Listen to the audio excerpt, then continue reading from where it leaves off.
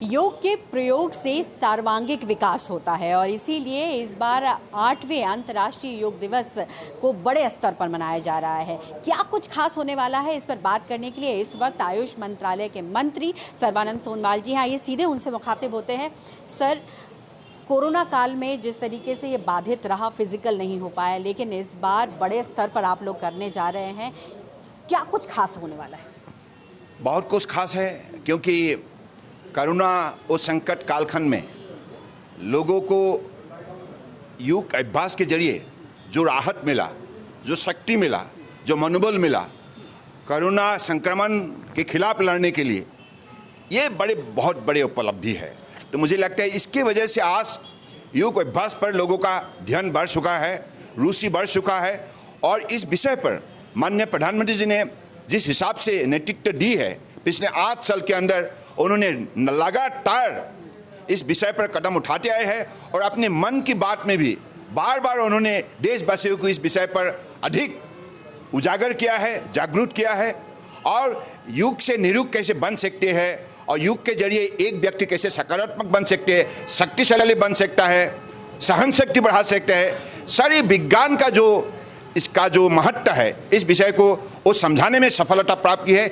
इसके वजह से आज देखिए गांव-गांव, शहर पे, हर विद्यालय में, हर केंद्र में आज देश और विदेश में लोगों का दिनों दिन इस विषय पर जोड़ने के लिए आग्रह बढ़ चुका है। और इसलिए इस बार देश के अंदर 25 करोड़ जनता ने योग अभ्यास में शामिल होने के लिए, जब हम लोगों ने 100 दिन काउंटडाउन शुरू किया था, तब से उन्होंने ये यात्रा शुरू की।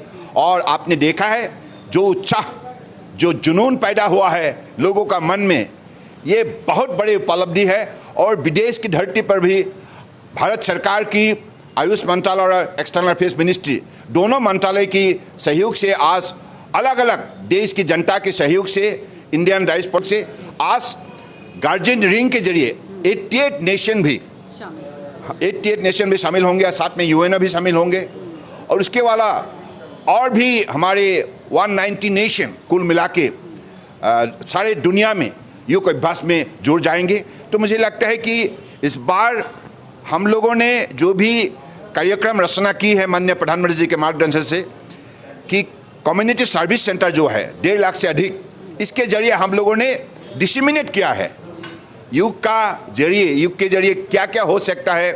देशवासियों को हमने इस विषय पर अधिक जानकारी दी है और कम्युनिटी रेडियो का भी इस्तेमाल की है, जिसके वजह से लोगों का मन में योग को लेकर काफ़ी चर्चा हुई और लोगों का मन में काफ़ी ध्यान भी बढ़े, आग्रह भी बढ़े। तो मुझे लगता है ये संभव हुआ है सिर्फ माननीय प्रधानमंत्री नरेंद्र मोदी जी के लिए। प्रधानमंत्री खुद मैसूर में हैं, कोई खास वजह थी मैसूर को सेलेक्ट करना? क्योंकि मैसूर पैलेस में 15,000 लोग जुड़ने वाले और खुद प्रधानमंत्री यहाँ पर होंगे।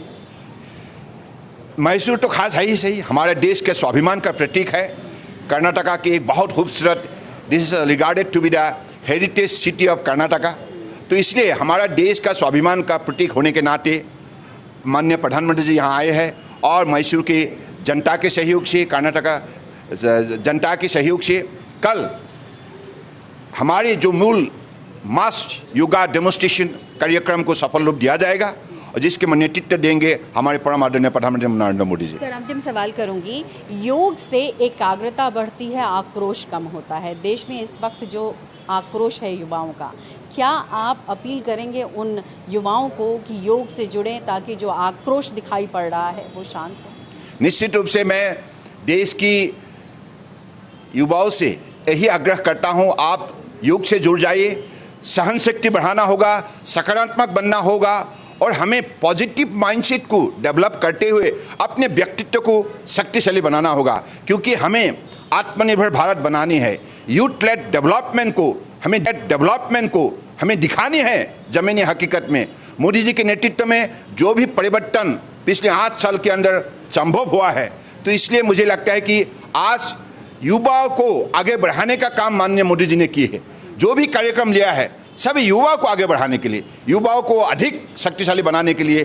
तो मुझे लगता है कि मैं सभी युवाओं को ही आह्वान करता हूं, प्लीज़ आप लोग आइए और इस योग अभ्यास में जुड़ जाइए। अपना जीवन भी शक्तिशाली होगा, शांतिमय होंगे और समाज को भी आप शांति देने में एक बहुत बड़ा भूमिका ले पाएंगे। बहुत शुक्रिया हमसे बात करने के लिए। तो युवाओं से अपील है कि योग करिए और योग के ज़रिए अपने अंदर एक ऐसी ऊर्जा लाइए जिससे कि देश और प्रगतिशील हो सके। कैमरा पर्सन अविनाश कुमार के साथ पल्लवी झा, माइसोर न्यूज़ 24।